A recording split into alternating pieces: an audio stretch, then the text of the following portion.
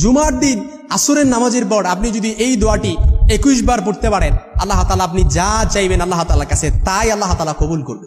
সুবহানাল্লাহি ওয়া বিহামদিহি। খুশি হয়েছেন মনে হয় না? প্রশ্ন কমন পড়ে গেছে। অর্থাৎ জুমার দিন যে চমৎকার আমলের কথাটা আমরা জানি, যে আমলটা কখনো আমরা ছাড়বো না, এই আমলটা যদি আমরা প্রত্যেক জুমার দিনে আসরের নামাজের পরে 21 বার পড়তে পারি অন্তত পক্ষে, অর্থাৎ আল্লাহ তাআলা আমাদের মনের সকল আশা আল্লাহ তাআলা পূরণ করে দিবে। জুমার দিন এতটা চমৎকারপূর্ণ একটা দিন।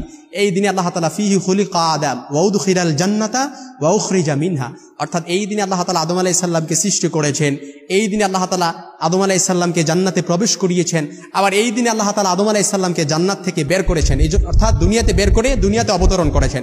এজন্য জুমার দিনে, এই জুমার দিন শ্রেষ্ঠ একটা দিন। এটা হচ্ছে সুন্নাতুল্লাহ ফিল আরদ। এই দিনে আল্লাহ তাআলা, এটা হচ্ছে স্বয়ং আল্লাহ তাআলার সুন্নাহ।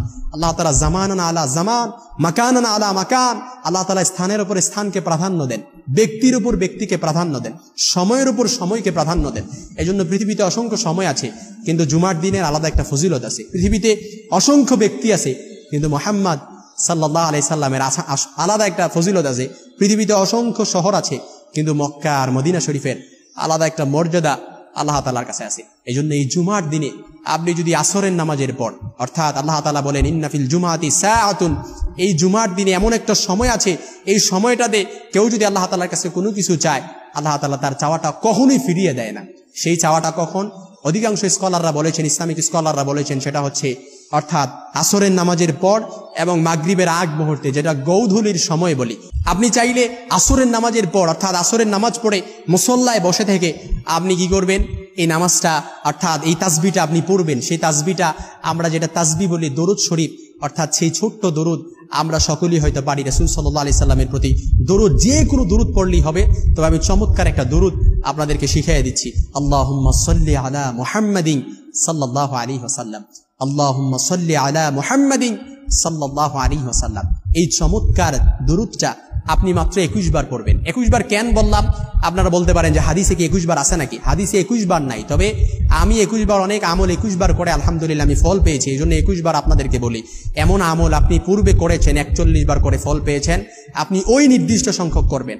100 বার করে ফল পেয়েছেন, ওই নির্দিষ্ট সংখ্যক করবেন। 11 বার পরে ফল পেয়েছেন, ওই নির্দিষ্ট সংখ্যক করবেন। 10 বার পরে ফল পেয়েছেন, ওই নির্দিষ্ট সংখ্যকটা আপনি করবেন। কারণ পূর্বে আপনি যে নির্দিষ্ট সংখ্যক বার করে আপনি আল্লাহ তাআলার কাছে ফল পেয়েছেন, ওই নির্দিষ্ট সংখ্যক বার করে আল্লাহ তাআলার কাছে যদি চান, কোনো দোয়া আপনি যদি চান, অবশ্যই আল্লাহ তাআলা কবুল করবেন। এজন্য আল্লাহুম্মা সাল্লি আলা মুহাম্মাদিন সাল্লাল্লাহু আলাইহি ওয়াসাল্লাম, এই দোয়াটা 21 বার করে আপনি অর্থাৎ আপনার যে মনের আশা আকাঙ্ক্ষাটা, এটা আল্লাহ তাআলার কাছে পেশ করতে পারেন। অবশ্যই আল্লাহ তাআলা আপনার আশা আকাঙ্ক্ষাটা কবুল করবেন ইনশাআল্লাহ। কারণ যেই দোয়ার মধ্যে রাসূলের প্রতি দরুদ পড়া হয়, মাহজুবুন মুআল্লাকুন বাইনাস সামাই ওয়াল আরদ, অর্থাৎ রাসূলের প্রতি দরুদ পড়া হয়েছে, ওই দোয়াটা ডাইরেক্ট আরশে আজিমে যে নক করে।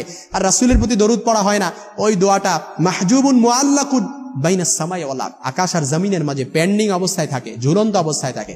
দোয়া করছেন, ডাইরেক্ট আরশে আজিমে যে নক করে, রাসূলের প্রতি দরুদ করে দোয়া করলে আল্লাহ তাআলা আমাদের সকলকে জুমার দিনে এই চমৎকার এই আমলটি যেন আমরা কখনো না ছাড়ি, এই আমলটি করার মতো আল্লাহ তাআলা আমাদের সকলকে তৌফিক দান করুক ইনশাআল্লাহ।